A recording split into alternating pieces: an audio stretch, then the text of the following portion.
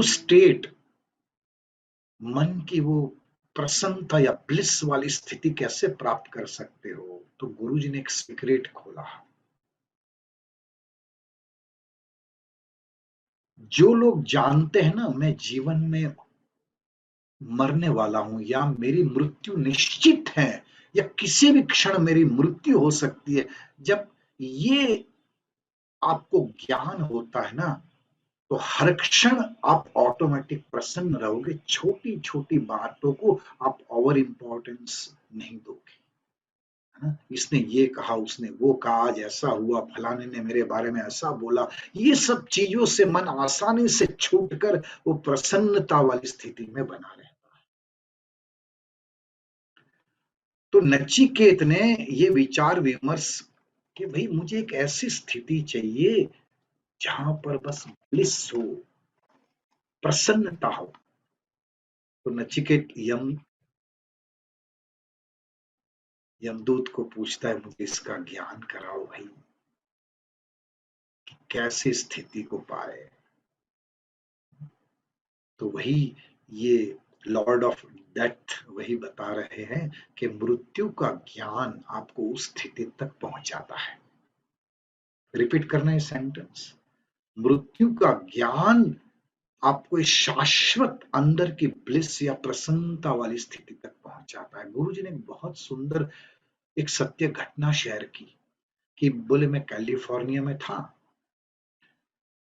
और मैं एक हॉस्पिटल में ऐसे पेशेंट्स दर्दियों को मिलने गया जो HIV पॉजिटिव थे, जिनको एड्स था और कैंसर से पीड़ित थे। तो मैं जब वहां पे गया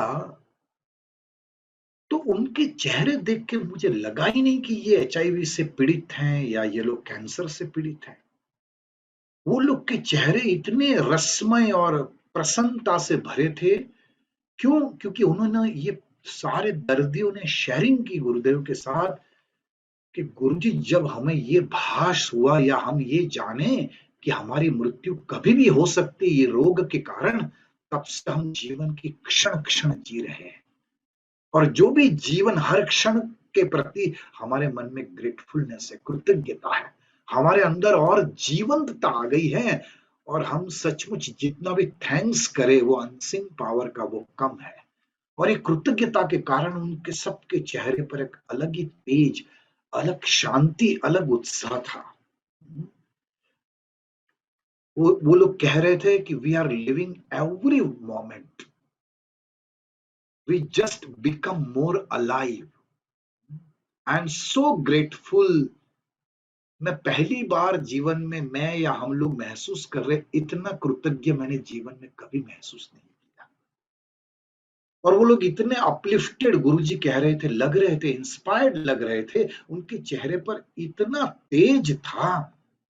और ये तेज क्यों था? Knowledge of death somehow kindles that light in their lives.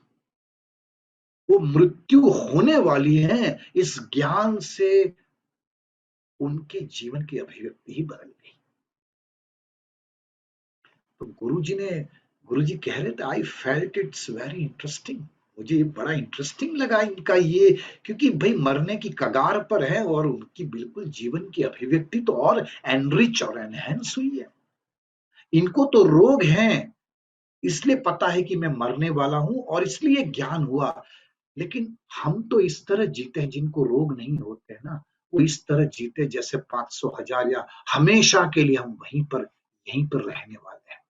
और इसलिए हम राग, द्वेष, बैर, झैर ये सब पाल के जीवन भर इनको ढोते रहते हैं।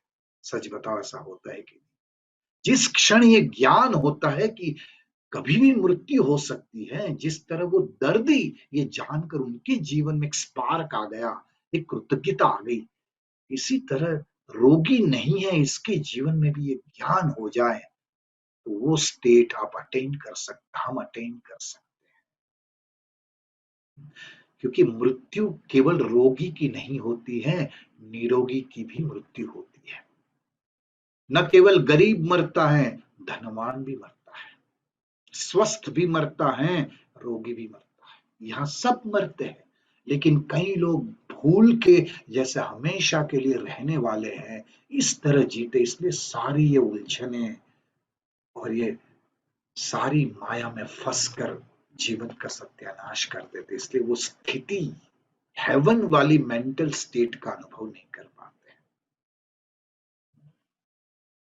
जब ये भाषित हो जाता है, ये बोलती हुई मेरी बॉडी, बोलता हुआ शरीर, चलता हुआ शरीर एक क्षण में निकल जाएगा, छूट जाएगा, मृत्यु के प्रति की वो सजगता हमें और जीवंत कर देती है, हमें नींद में से, हमें जड़ता में से जगा देती है।